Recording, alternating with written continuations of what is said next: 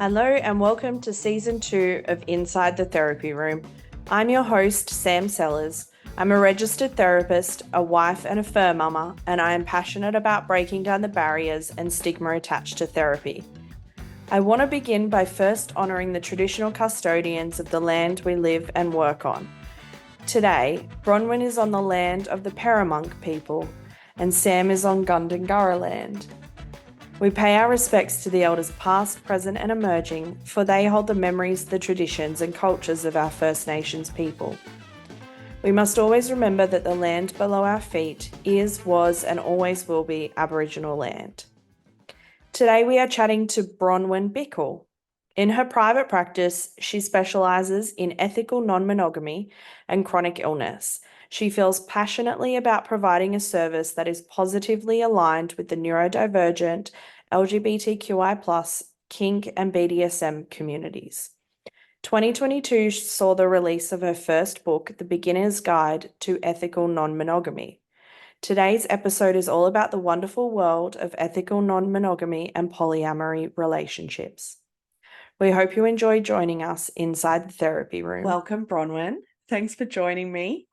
Thanks, Sam. I'm so happy to finally have somebody for this episode. So this episode is all about ethically non-monogamous relationships or polyamory and anything that's fitting into a diverse relationship structure or out of the sort of monogamous normative of relationships in society, which I'm so excited about. For the people who have absolutely no idea what any of that is, what is E&M or polyamory? Yeah, it's a lot of new words for people that haven't come across it. Yes.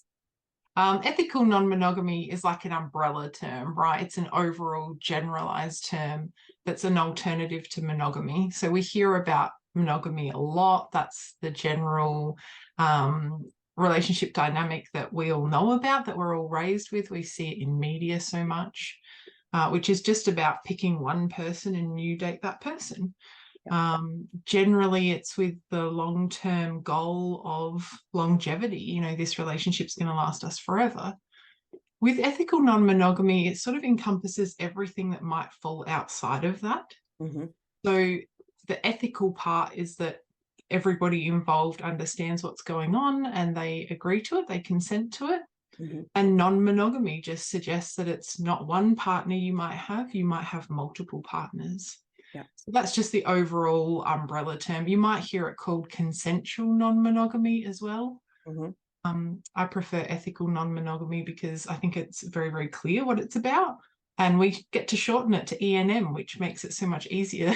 Exactly. And ethical, I think, encompasses much more than just consent, right? You know, it's not just, you know, when we say consensual, you know, we just think that everybody is aware of what's going on. But I would imagine that ethical is encompassing much more than that. With, you know, communication and, you know, the way that things are talked about as well, I would expect. Yeah. And it's also the understanding that everybody involved will have all of the information they need in order to consent. And that doesn't always happen. Therefore, it's not really consensual if some of the information's being withheld from certain members of the dynamic. Yeah. So, you know, it's really about making sure everybody involved understands and has all of the information they need in order to make a choice about the relationship structure that is right for them. Yeah. Okay. And so how does ethical non-monogamy or E&M, let's just put it out there, we're going to shorten it because otherwise this podcast is going to go for a very long time. How is that different or similar to what is largely used as polyamorous when it comes to non-monogamous relationships? Yeah, absolutely. I think it's important to recognize that people will use the terms differently. Yeah. Everyone has a different understanding of what it is, what it means to them, and they'll use whatever language feels right to them. We do have some overall labels that we use just to help the rest of us kind of understand it, to help people who have never been in that space kind of maybe transition into it. It's like a starting point. But certainly if you're working with clients in this space, they might have their own language that they prefer to use around it. And of course, there's people that don't want to label anything at all. So, it's important to respect people's views on these things. Generally speaking, when we talk about polyamory, we're looking at relationships with people, that emotional connection with somebody. Generally, it'll be a sexual connection as well. That's an individual choice, but it'll be that emotional connection to someone. So it's building a longer term relationship that's really similar to monogamy. You're just doing it with multiple people. So there's lots of other forms, like an open relationship. You might already be in a partnership with somebody, and then you decide maybe there's something like sexual needs that you'd like to have met elsewhere. So you have that initial relationship, but then you have other partners for sexual experiences. Swingers is one we've heard about before, where a couple might go and seek out sexual experiences together or separately with other couples. So it's sort of, it depends on what the purpose or the goal of the relationship would be as to what kind of label we'd start using around it. How did you find yourself working in this space? I'm one of the lucky ones. And I always say this because my niche chose me. Yes, I've found, in all of the interviews that I've been doing, is that everybody's sort of niche has happened quite naturally, I've found.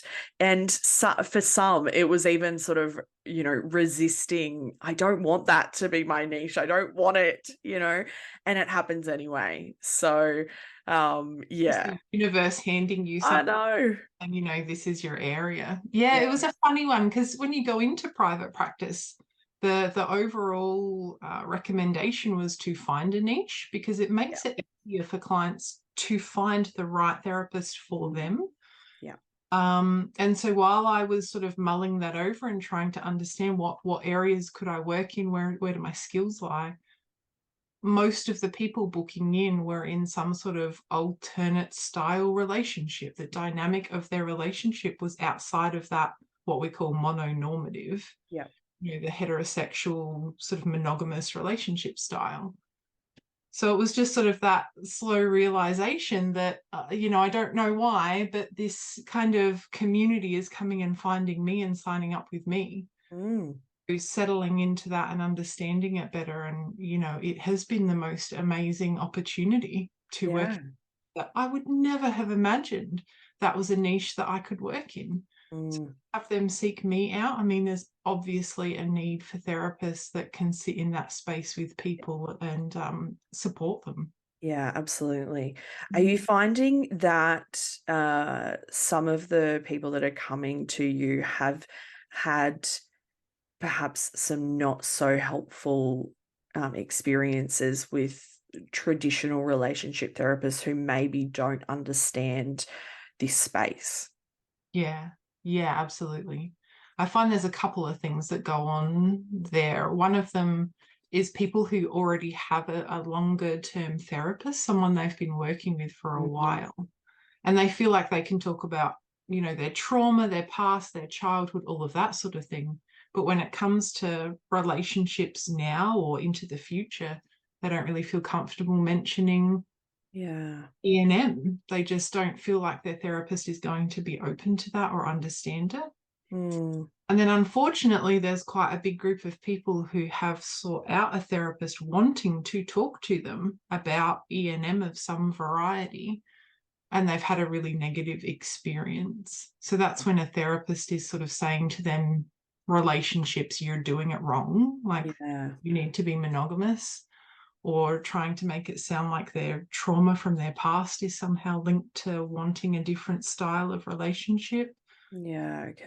So these people are kind of coming into counselling sort of saying, look, here's the situation I'm in. I've already had these negative experiences, which is huge. To have a negative experience and then try and seek out counselling again, it just, there's a huge amount of courage in that. Yeah, absolutely. It is one of the most vulnerable places that you can go to for that to then be an unpleasant time, or to be shamed about something to then seek that out again is, superhuman in my opinion.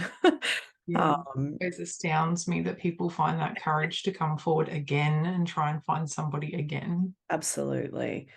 Mm. Why do you think there is such a stigma attached to anything outside of a monogamous relationship? My goodness, what a huge question. Yeah. Society? Yeah, I know. Oh, Society sucks, right? it's tough. We're trying to Yeah. change it. We're giving it a crack. We're getting there. Yeah. Yeah. Anything that falls outside of the mainstream, the generalized, this is what you should be doing with your life, whether it's your relationship structure or some other part of who you are or what you want to achieve in your life. Anything that falls outside of that is then looked down upon, like, you're doing that wrong. The way you're going about these things is wrong. You need to be doing what everyone else is doing. Yeah. Just not true. And we know that about relationship structures. These sorts of different styles of structures in relationships have been around since the dawn of time. It's not a new thing that's popped up as a fad or a trend. They've been around forever. So I think it's societal, when something falls outside of those social norms or those social expectations, including family, including religion, including the community you grow up in. Yeah. It's hard for other people to understand why you would want something different. Yeah. Yep. It creates discomfort, and the unknown creates that discomfort. I think there's sort of that fear of anything that is outside of your norm. And we've seen it with other social groups, Absolutely. So I don't feel like the E&M community is any. Yeah, absolutely. And I was sort of saying to you before, it's much more common than what people think, right? This is not obviously, when we talk about, often when I talk about sexuality or gender and things like that, and we understand that they are minority groups, but the minority is not as minority as what people think, right? Yeah, it's not a small minority. Yeah, yeah. Absolutely. And E&M has been around since the dawn of time. Yes. It's not, there's a real narrative in media at the moment about it being a trend, especially amongst younger people. Yeah. That this is just the fad, the trendy thing to be doing. Yeah. And, there's such complex relationship types. It takes so much energy and communication and understanding to exist in these relationship styles. I don't know that anyone's really doing it because they think they're being trendy. Yeah. A lot of output for something you feel is a trend. Absolutely. And I think often I find that when things become a trend, it really is just that we have new language around it and people are talking about it, which is, that's only a good thing, to be honest. I think that can only be a good thing, but often it's just that we have new terminology that is relatable. I've found for people that E&M terminology was just something that was much more, they had a more connection with that terminology than polyamory or things like that. And so I think having language creates conversation, and when there's conversation, suddenly we have trends happening. So and it is, E&M has been in the media a lot more just in the last sort of 2-3 years. There's a lot more people discussing it and sort of in mainstream conversations. It's not a trend, but it is something we're talking about more openly now. Yeah, absolutely.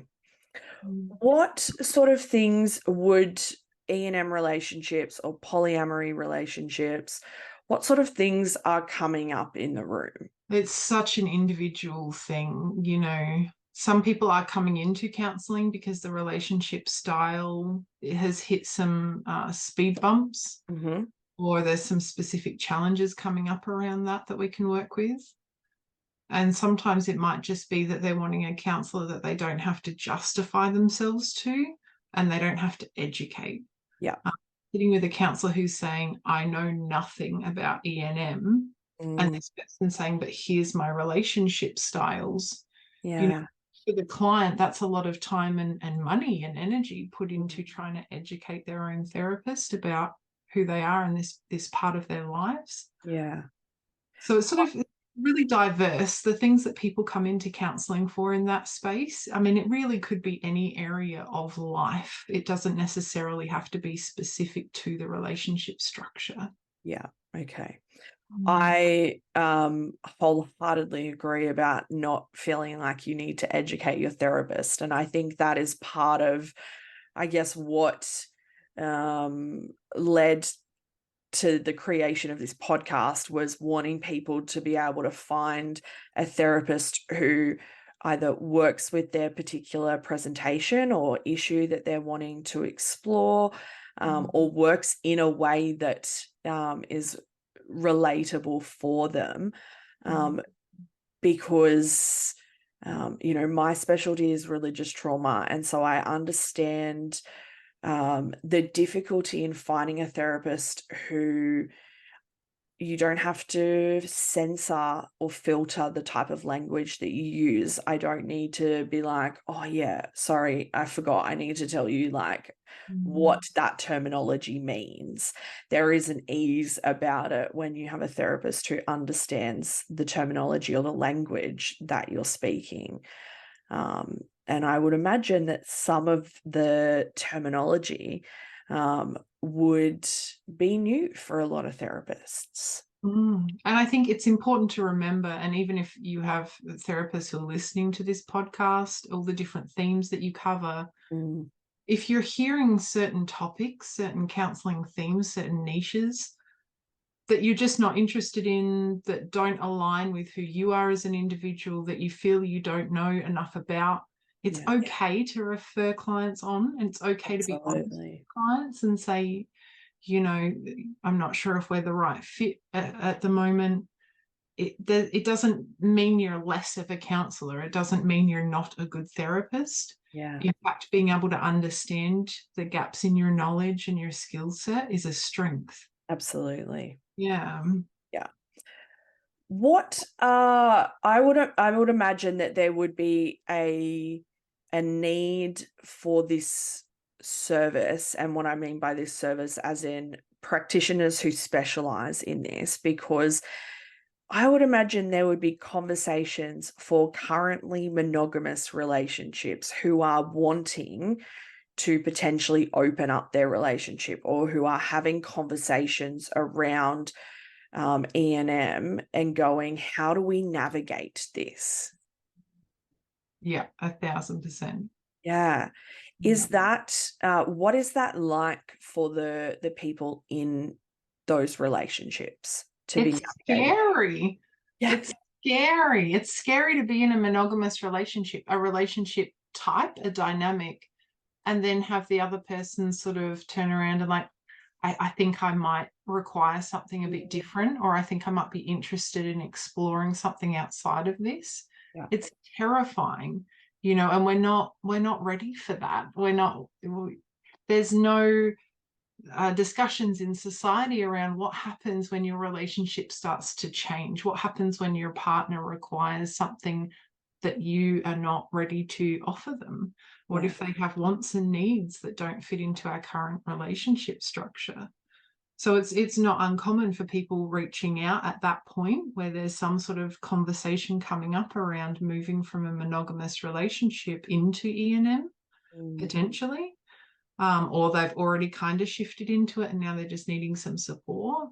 Yeah. But it's a terrifying space for people. It's really scary. That threat to their security in their relationship is huge. And I think, is that sort of lack of security a misconception about non-monogamous relationships, that you don't get that in a non-monogamous relationship? Because often we think, security and commitment and stability are all of the things that we associate with, having a relationship with one person.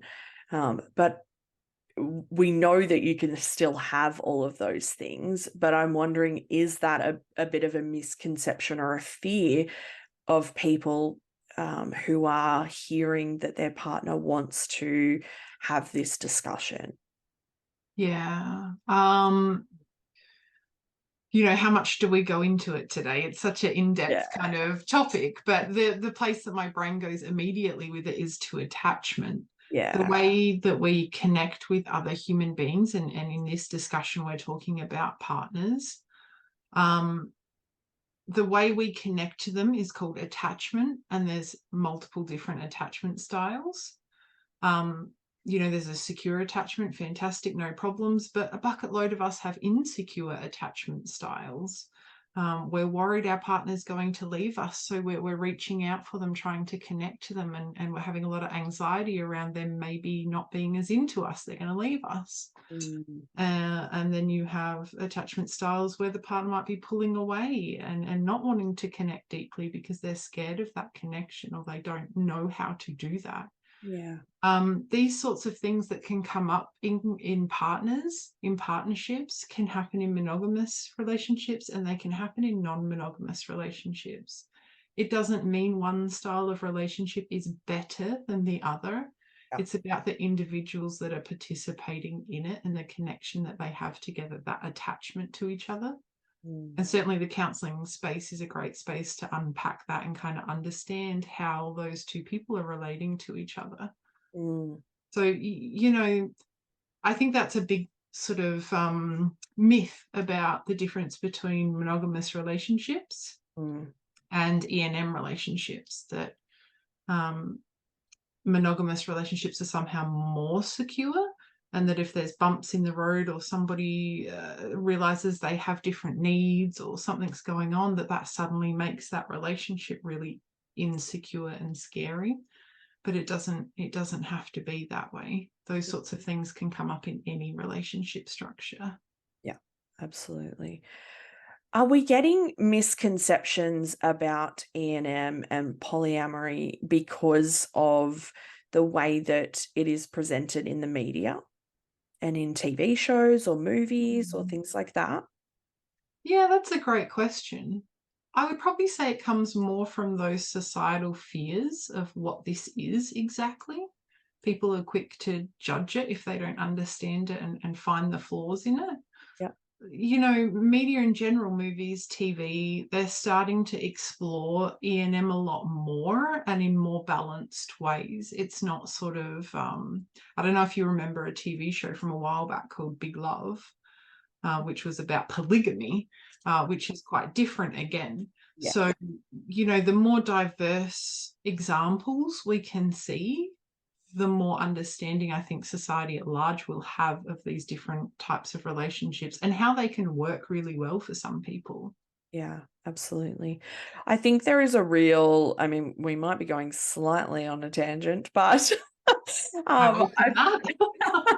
I feel like there is a real need. I mean, we talk about representation a lot, and the fact that, representation matters, and that when we see things in the media and we see relationships or people like us, that it makes a world of difference. But I think there is a real push and pull that's happening in regards to, do we put this in? Because I know, I mean, most people will know the TV show Neighbours in Australia, and even the UK probably know it more than Australia, but there was an ethically non-monogamous relationship in that show. And oh my gosh, the heat and the flack that they got for putting something like that on a family show. And so it's a little bit like that sort of push and pull that's happening of, there is the push to include these aspects and these parts of society and these relationships in society that are existing so that there is representation. But there is such division still in regards to it. And so, I was talking to a sex therapist about the role that the media plays in regards to, people's sessions and things like that. Is the media coming up in conversations for people in regards to their relationship?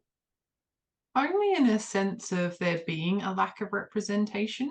Mm, And we talk about it in terms of role modeling. We don't really have a role model for ethical non-monogamy. An example of here's one way of how it could work, and it's going well. It works for these people. yeah, And I think that's really difficult when you're in a some sort of community that doesn't have representation.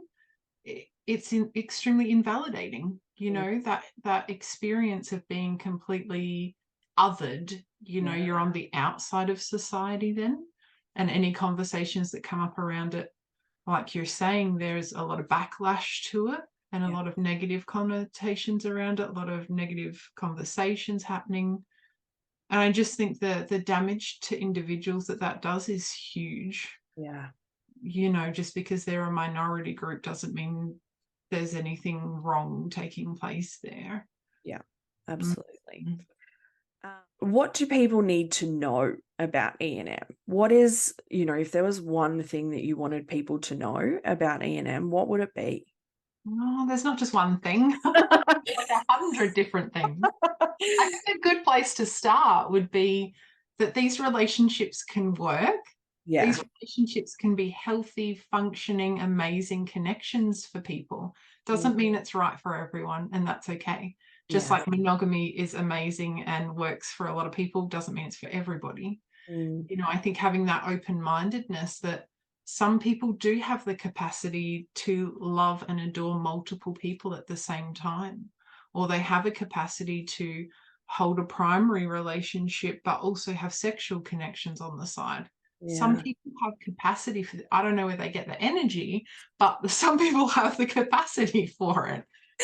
Ah, Emotional maturity to have these yeah, conversations with partners. They have the time available to them.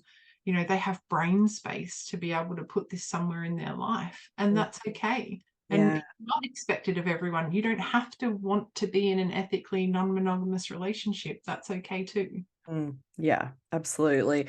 I think, it's funny because it's so simplistic in that, if you want it, go for it. And if you don't, it is as simple as that. But, the reality is that people do get caught up in the finer details, and it's like, let's just pull it back to the simplistic nature of, if you like something, you do it, and if you don't, then you don't, and just make sure that everybody is aware and well informed that if it involves other people. Yeah. But I think there's so much in getting to that point, Yeah, because of the backgrounds we all come from, the yeah, different things that contribute to who we are. Even just getting to that point of, what, here's a thing that I want. mm, Everyone's an adult, everyone's consenting. Technically, there's nothing wrong with this, yeah, but I also come from a society that says it's wrong. yeah, There's a lot of work that people end up doing on themselves just to get to that place of accepting that, no, I can have a different type of relationship style if that's what I feel works for me. yeah, And some people absolutely. never get there. Some people Yeah, want to get there. Like they cognitively, they can understand that these relationships can be fantastic and healthy, but mm, they just can't get there emotionally. They can't find a way to yeah, be okay with polyamory or swinging or an open relationship. mm. There's a real internal struggle that can happen for a lot of people. Yeah, yeah. I have very much found that in those who have come from faith backgrounds, or who have come through childhood indoctrination, or have been part of organized religion or something like that. And there is this almost instinctual internal part of yourself to reject something, even if you logically know that it's okay and that there's nothing wrong. And that, I mean, that's not just specific to E&M or anything like that, but it can be a very visceral barrier for people to try and move through. And like you said, not everybody does, because it is and can be such a complex and difficult journey to navigate, how to sort of move. Like you say, it's that internal, there's like a pull or a barrier of like, no, that's outside of what I was told. Yeah. And even though cognitively you can understand a concept, whether it's E&M or something else, that's some other part of life. Yeah. It doesn't mean internally that you're going to be able to balance that out.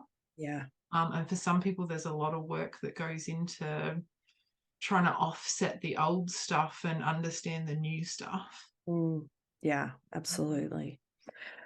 I mean, the podcast is called Inside the Therapy Room. So for those who are in E&M relationships, or who are polyamorous, or who are having conversations with their current monogamous partner, what is it like in the room with you? It's safe, it's calm. Yep.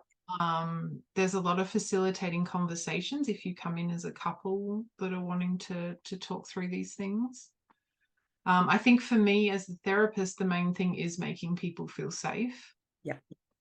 Because you're probably not going to be comfortable. My job isn't to make you comfortable. My job is to support you in sitting with the uncomfortable feelings that come up, the uncomfortable conversations that take place. But as long as you feel you're sitting in a safe space to be able to have those discussions, I think that's the most important thing. It doesn't always happen in the first session. You know, it can take a while for some clients to gain trust in you, that they can speak openly about these topics and that you won't be rejecting of it. You won't deny that part of them. You won't tell them they're wrong. That they can openly have these discussions out loud with you and that you can hold that space for them. So for me, creating that space for clients is really the most important part. They're not going to share with you if they don't feel safe. Yeah, absolutely. And is there room, I guess, for everybody involved in the relationship to come in for appointments? Yeah, it's a tricky one, isn't it? Because these groups can get pretty big. Yes, they can. Quite a community of people all together. For me at the moment, you know, I do a lot of online counselling. So I work with people from all over Australia and a few extra countries from around the world. And we do that up to couples. Once we get to 3 people or more, it really is more beneficial if we can all sit in the same space together. So I'm up in the Adelaide Hills. Yeah. If people want to be able to access the counselling service with 3 or more people, that would be the option, having face-to-face counselling. And it's only because the dynamic is more and more complex the more people we add into it. Yeah. It's important that everybody feels safe and that everybody feels like they have a say. And that can be difficult in an online space when you have, you know, me included, there'd be 4 or more of us. Yeah. It's to make sure everybody's having a say and everybody's feeling like they're part of the session. And I would imagine that even there would just be logistical things in terms of, you know, technology and, you know, there being even just like a slight lag in hearing somebody else. And that's okay if it's just you and one other person or you and 2 other people, but the more individuals that includes, I would imagine that, you know, there's the difficulty of, you know, technology and talking over one another and things like that, that is just easier to navigate in person. Yeah.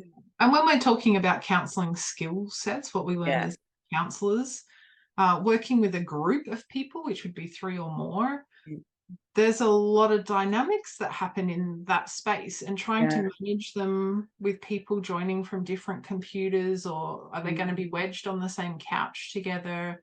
And then somebody says something and 2 or 3 other people want to have a say, they have a response to that. It has to be quite a controlled environment to make it safe for everybody. Yeah, absolutely. I think people in person, you know, again, talking from the skill set side of things, being Mm, able to facilitate and kind of manage that conversation as it goes along is a lot easier in a physical space together mm. rather than on a screen, other than, you know, you can mute certain people in a group, but that's not always the healthy dynamic Yeah. we're trying to build. So Yeah. it online can be tricky with bigger groups. Yeah, absolutely. Um, is there space for people to come and talk to somebody who specializes in this area when they might not be part of the relationship? It might be, my daughter is in an E&M relationship and I don't get it, or, you know, things like that, where it's more about, I guess, exploration of their own bias or thoughts and perceptions, but also some education around what that looks like. Yeah, there's a balance in there somewhere, isn't there? Because it's not up to me to tell you whether these relationship styles are right or wrong for Mm, you or your family member or your loved one. yeah. Um, you know, it's still a space that you can be supported, even if you're dead against it. Even if you come in and say, my partner, you know, or I just met a new person and they're polyamorous and I adore them and I want to be with them, but I totally hate polyamory. It's not my jam. Yeah. It's not up to me to try and change your mind to be polyamorous. That's Mm, not what a yeah. therapist needs to be doing, just like a therapist doesn't need to be trying to convince anyone to be monogamous. Mm, So yeah, people can absolutely come into the counseling space, at least with me, and feel like they're supported in whatever's going on for them, even if that means they're not interested in E&M. mm, That's not a problem either. Everybody deserves to have that support yeah. wherever it's landing for them, whatever they think and feel about it. Yeah, absolutely. And I think, you know, for some people, particularly if they might be, you know, an older generation or something like that, if their child comes home and says that they are, you know, seeing multiple people, uh, that can be confusing as well. They, like, even just from a I don't understand that point of view, not a I'm against that point of view. And there is a lot of information on the internet, and not all of it is accurate and not all of it is helpful. And so I would imagine that even being able to go into a space where somebody who specializes in this area might be able to help you understand as well, of Yeah, just what it is all about as yeah, well. yeah, and understanding that labeling of different things. Yeah. You know, if it is somebody who's a loved one's just been speaking to them about this and they're not understanding it, Mm, just to help them to get into a space where they maybe can understand that person. yeah. I don't have to agree with it. You know, again, they don't have to be on board with it, but Mm, to be able to support other people in whatever relationship structure they choose for themselves, yeah. it's, you know, a really special thing to be able to do for the people that we care about. Mm, yeah, absolutely. Now, Mm. I am going to get to my favorite part of the podcast, which is what myth you would like to smash. But I actually have a myth that I want to ask you about, I which love it. is Yeah, go for which it. is that often I find, and this, I do a lot of relationship counseling, so I often find that it comes up in the room a lot in conversation around, don't you get jealous? Like that concept of Jealous. jealousy. And I guess, you know, I tend to talk about it in the sense that jealousy doesn't actually have to be the evil that it is made out to be. That actually, can't we just understand jealousy and just bring it into the room and talk about it, as opposed to making it something that we fear? But is that a common conversation that comes up? It is, and it's one of my favorite topics, and I'm so Yeah. glad you mentioned it. The Oh, way that I approach it is that jealousy is an emotion like any other. yeah. It's just trying to tell you something. Mm, It's not a bad emotion. It's not a yeah. good emotion. Just like all of our emotions, they're there to try and tell us something, to point something out to us. Yeah. So jealousy will always come from a place of fear. There'll be something that person's scared is going to happen or has already happened. There'll be something going on for them that's deeper than just sitting there going, I'm jealous of you, of them, of that situation. So in counselling, being able to unpack that and understand it better often takes that fear away from jealousy and the stigma around, if you're feeling jealous, there's something wrong with you. You're wrong. You shouldn't be feeling that way. And a lot of people in the E&M space, if they're feeling jealous, there's a lot of narrative around it in terms of, well, E&M can't be for you. If you get jealous, that means you're not good at E&M. You're not a good polyamory partner. You won't work out in the swinging scene, whatever it might be for them. And it's just not true. Jealousy is an emotion like any other. And if it's coming up for somebody, it's always worth trying to understand, why is it there? What's it trying to tell you? Yeah. Jealousy is a fascinating one. Yeah. I mean, it's coming up. It's not E&M specific. Jealousy comes up in every relationship. But I tend to take a similar approach in that, what can we learn from it, as opposed to just automatically boxing somebody in. But it's interesting that it sort of leads people to think that you can't be good at E&M, like it's a job or a skill, and not that it's a relationship that has complex emotion and personality and all of those, layers to it. I don't think relationships in general, whether they are monogamous or non-monogamous, is something that we should be using good or bad as like a moral compass, that we're good or bad at relationships. I think that tends to just shame people into thinking that they're not good enough to be in a relationship with. So yeah. I think one of the reasons why jealousy does come up a lot in E&M relationships is, again, the social idea that monogamy is the only way to have a relationship. Yeah. That person then somehow belongs to you physically, mentally, spiritually. They're yours. You're a pair now, and everybody else is an outsider. And then shifting into an E&M space where there are other partners involved in some way or another, whatever dynamic it might be, jealousy is going to be a natural thing that comes up, because our brains are going, yeah, but here's our one partner, here's our connected person. These other people might feel like a threat to our relationship or to our emotional safety. Yeah. So, it's a very natural, normal emotion to have come up in those types of situations. Yeah, absolutely. As somebody who works in this space, what is the one myth that comes to mind that you would love to smash about E&M relationships? The people who are in E&M relationships are trying to avoid deeper connections. That somehow, if you have multiple partners, that means you're not giving all of them everything. Yeah. That you're not able to meet any of their needs because you're spread too thin. It's that idea of avoidance. By having multiple relationships, you must be avoiding something about a connected one relationship with somebody. And whilst there's going to be people out there who do conduct themselves like that, it's been my experience that is an extremely small minority. Most people in the E&M community are very connected to their partners. They're able to have deep, meaningful conversations, or they at least want to work towards that.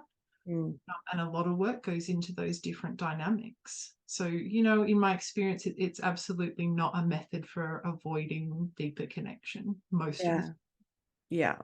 And I would imagine there would also be the misconception that it's about fear of commitment or something like that as well, when realistically, I guess we know that people can be, deeply committed to more than one person.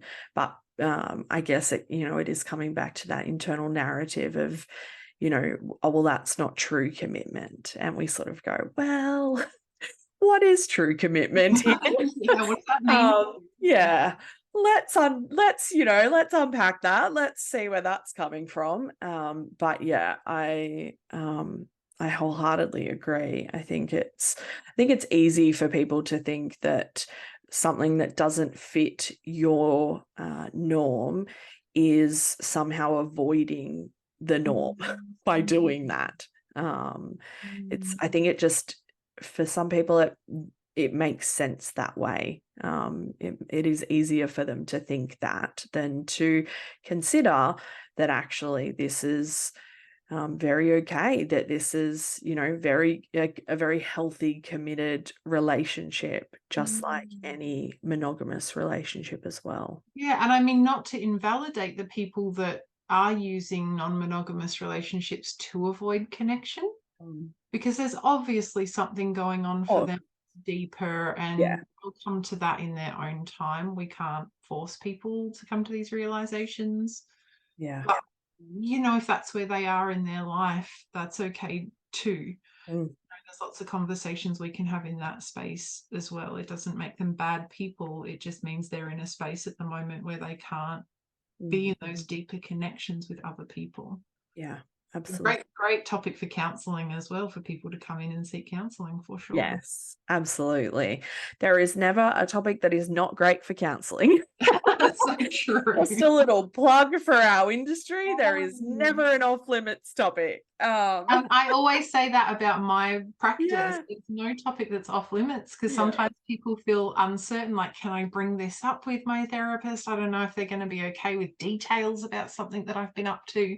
Yes. You can say anything. Once We are happy for all the details. Yes, go for it. Nothing shocks me. I've heard it all. Yeah, absolutely. Now, before we finish, you have a product for those who are new to non-monogamy, don't you? Yeah, I do. You're so funny to mention that. I did write a book. It's called The Beginner's Guide to Ethical Non-Monogamy. It's a really great starting point for people that maybe don't know a lot about it, or went down that path without sort of understanding it, and now they feel a bit stuck. It's just a great starting point for anybody that's interested, and great for anyone trying to support a family member or a friend in that space as well. What a wonderful resource, not just for those who are, exploring that, but like you said, for those who maybe just want to understand, or for therapists who are who do relationship therapy and who need more information or want to understand more what that journey might be like for the couples that they work with. So I think that's a really wonderful resource.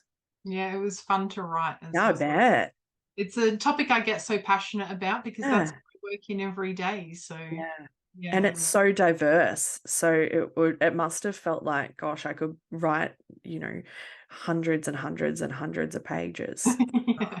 And we have to put a pin in it somewhere. Encyclopedia out there for people just yet. So I'm sure there'll be, ongoing installments.